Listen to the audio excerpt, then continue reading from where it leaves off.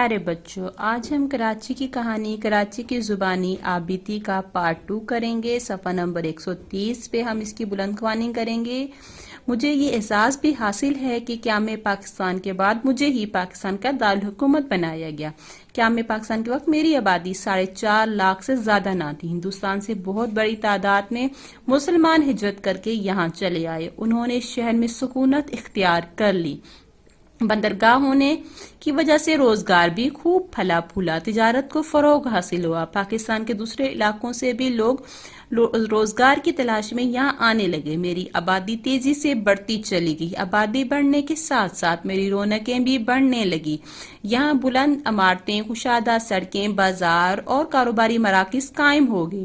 1959 میں دارالحکومت اسلام آباد منتقل ہو گیا، یعنی 1959 میں دارالحکومت اسلام آباد، پاکستان کا دارالحکومت اسلام آباد کو بنایا گیا۔ اس کے باوجود میری اہمیت کم نہ ہوئی، یعنی کراچی شہر کہہ رہا ہے کہ اس کے باوجود بھی میری اہمیت کم نہ ہوئی کہ اسلام آباد کو جب پاکستان کا دارالحکومت بنا دیا گیا تب بھی کراچی کی اہمیت کم نہ ہوئی۔ یہاں بے شمار کارخانے، فیکٹریاں قائم ہوتی رہیں۔ سڑکیں بسوں، رکشوں، موٹروں اور ٹرکوں سے بھرتی چلی گئیں۔ قدیم سواریاں یعنی گھوڑا گاڑیاں، بیل گاڑیاں، سائیکل، رکشے بھی کم ہوتے گئے۔ ایک روز ٹرمیں بھی بند ہو گئیں۔ آپ سوچ رہے ہوں گے کہ یہ ٹرم کیا ہے؟ ٹرم بڑی مزیدار سواری تھی۔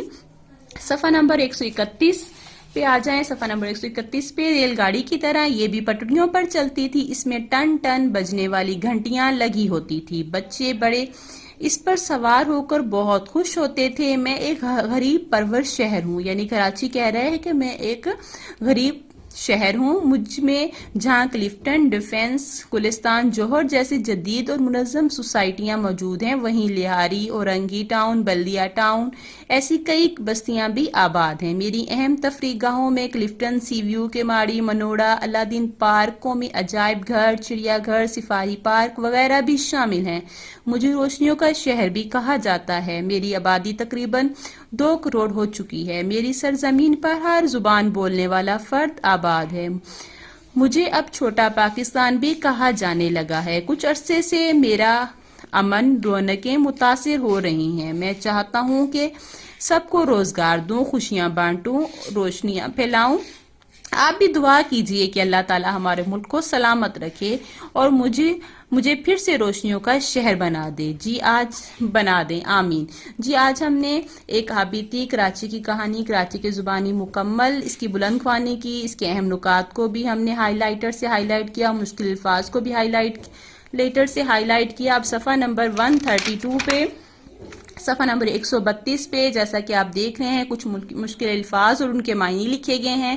آپ ہوم ورک کے طور پر ان مشکل الفاظ اور میننگ کو اپنی کاپی پر لکھیں گے، خط کریں گے اور ان کو یاد کریں گے۔ اس کے علاوہ صفحہ نمبر 133 صفحہ نمبر 133 پہ دیکھیں، ہمارے پاس کچھ خالی جگہیں دی گئی ہیں جو آپ خالی جگہوں کو اس آبیتی میں سے جو اہم نکات کو ہم نے ہائی لائٹ کیا تھا ان کی مدد سے ان خالی جگہوں کو پر کریں۔